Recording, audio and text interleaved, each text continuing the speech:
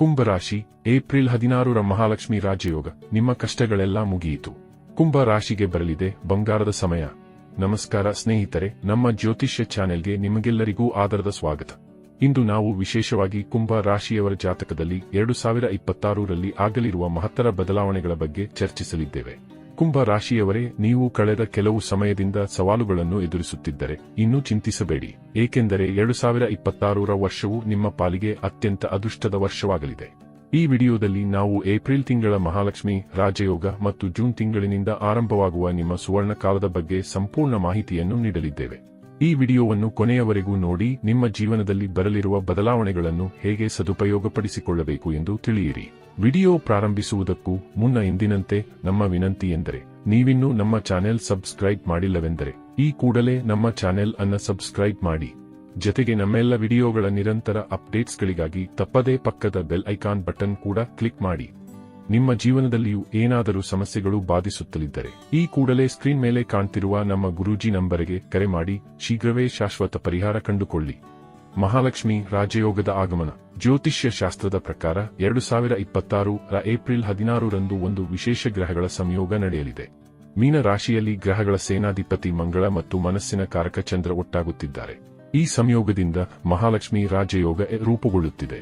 ವೈದಿಕ ಜ್ಯೋತಿಷ್ಯದಲ್ಲಿ ಮಂಗಳನನ್ನು ಶೌರ್ಯ, ಭೂಮಿ ಮತ್ತು ಧೈರ್ಯದ ಸಂಕೇತವೆಂದು ಪರಿಗಣಿಸಿದರೆ, ಚಂದ್ರನನ್ನು ಶಾಂತಿ, ಸಂಪತ್ತು ಮತ್ತು ಮಾನಸಿಕ ಸ್ಥಿತಿಯ ಸೂಚಕವೆನ್ನಲಾಗುತ್ತದೆ. ಕುಂಭ ರಾಶಿಯವರಿಗೆ ಮೀನ ರಾಶಿಯು 2ನೇ ಮನೆಯಾಗಿರುವುದರಿಂದ, ಅಂದರೆ ಧನಸ್ಥಾನವಾಗಿರುವುದರಿಂದ ನಿಮ್ಮ ಆರ್ಥಿಕ ಸ್ಥಿತಿಯಲ್ಲಿ ಹಠಾತ್ ಸುಧಾರಣೆ ಕಂಡುಬರಲಿದೆ. ನೀವು ಬಹಳ ದಿನಗಳಿಂದ ನಿರೀಕ್ಷಿಸುತ್ತಿದ್ದ ಹಣಕಾಸಿನ ನೆರವು ಈ ಸಮಯದಲ್ಲಿ ದೊರೆಯಬಹುದು. ಶನಿ ಮಂಗಳ ಮಹಾ ಸಂಯೋಗ ಮತ್ತು ಎಚ್ಚರಿಕೆಗಳು. ಇದೇ ಸಮಯದಲ್ಲಿ ಮೀನ ರಾಶಿಯಲ್ಲಿ ಶನಿ ಮತ್ತು ಮಂಗಳನ ಮಹಾ ಸಂಯೋಗವೂ ನಡೆಯಲಿದೆ. ಕುಂಭ ರಾಶಿಯ ಅಧಿಪತಿ ಶನಿಯಾಗಿರುವುದರಿಂದ ಈ ಸಂಯೋಗವು ನಿಮ್ಮ ಮೇಲೆ ನೇರ ಪ್ರಭಾವ ಬೀರುತ್ತದೆ. ಇದು ನಿಮಗೆ ಮಿಶ್ರ ಫಲಗಳನ್ನು ನೀಡಬಹುದು.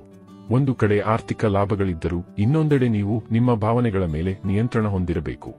ಯಾವುದೋ ಭಾವೋದ್ವೇಗಕ್ಕೆ ಒಳಗಾಗಿ ದೊಡ್ಡ ನಿರ್ಧಾರಗಳನ್ನು ತೆಗೆದುಕೊಳ್ಳಬೇಡಿ. ವಿಶೇಷವಾಗಿ ಹಣಕಾಸಿನ ಹೂಡಿಕೆ ಮಾಡುವಾಗ ಅಥವಾ ಕುಟುಂಬದ ವಿಷಯಗಳಲ್ಲಿ ಮಾತನಾಡುವಾಗ ತಾಳ್ಮೆಯಿಂದ ಇರುವುದು ಬಹಳ ಮುಖ್ಯ. ನಿಮ್ಮ ಸಂಬಂಧಗಳಲ್ಲಿ ತಪ್ಪು ತಿಳುವಳಿಕೆಗಳು ಉಂಟಾಗದಂತೆ ಎಚ್ಚರಿಕೆ ವಹಿಸಿ. ಜೂನ್ 2026 ಕುಂಭ ರಾಶಿಗೆ ಸುವರ್ಣ ಕಾಲದ ಆರಂಭ. ವೀಕ್ಷಕರೇ, ಈಗ ಅತ್ಯಂತ ಪ್ರಮುಖವಾದ ವಿಷಯಕ್ಕೆ ಬರೋಣ.